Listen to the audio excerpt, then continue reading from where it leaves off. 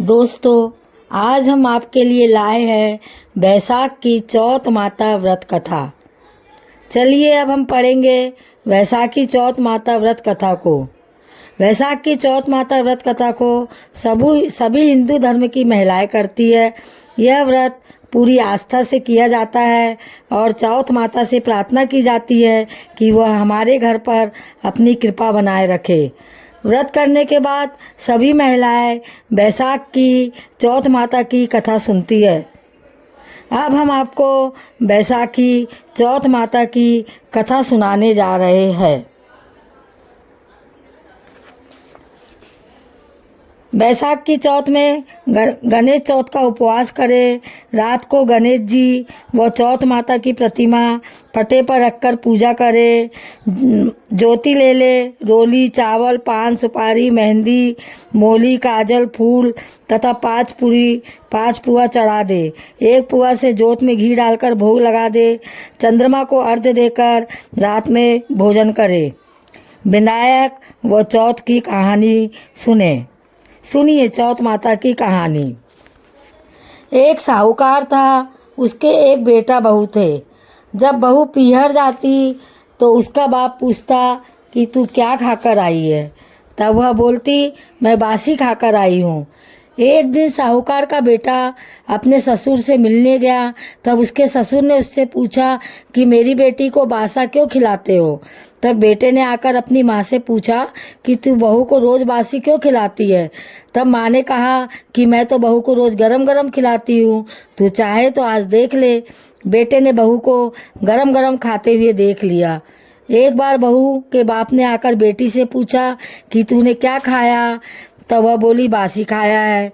ससुर के जाने के बाद उसके पति ने अपनी पत्नी को डांटा और कहा कि मेरे माँ बाप को तू बदनाम क्यों करती है, ताज़ी रोटी खाकर बासी क्यों बताती है।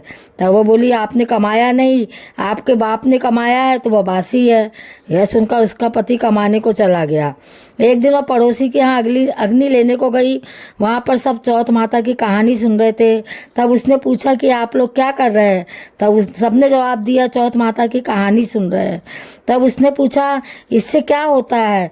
तब वे बोली, अन्न बेटा पोता होवे, 12 वर्ष का बिछड़ा हुआ पुरुष मिल जावे।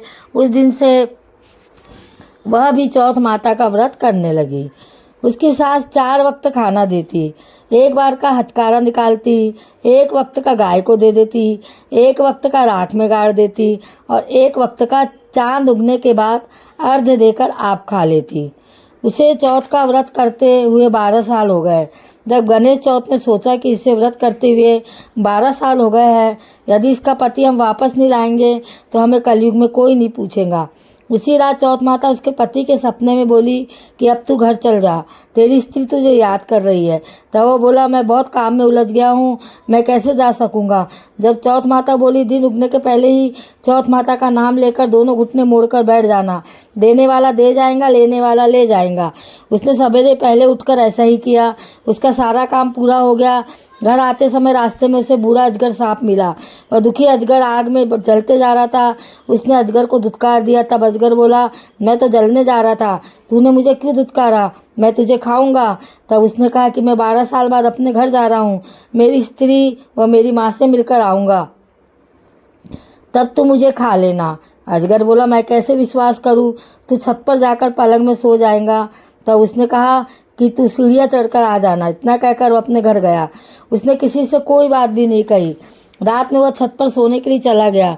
उसने एक सीढ़ी में बालू, एक सीढ़ी में दूध का कुंडा, एक में पानी का कुंडा और एक में फूल बिखेर दिए। रात में सांप आया। पहले तो बालू में खूब लोट पलोट खाया, बाद में सारा दूध व पानी पी गया, फिर फूलों की सब सुगंध ली, बाद में छत पर जाने लगा। यह देखकर चौथ माता ने सोचा कि यदि हम इसका संकट दूर नहीं करेंगे तो कलयुग में हमें कोई नहीं मानेगा। तब चौथ माता ने अजगर को ढाल से ढककर तलवार से मार दिया।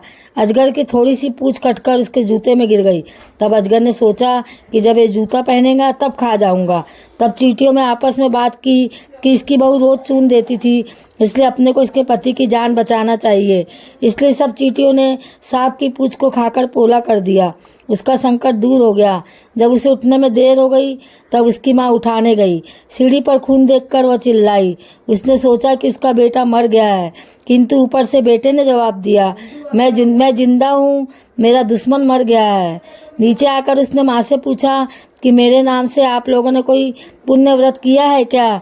तब माँ बोली, मैंने तो कुछ भी नहीं किया। उसकी बहू ने कहा कि मैं आपके लिए 12 महीने की चौथ करती थी।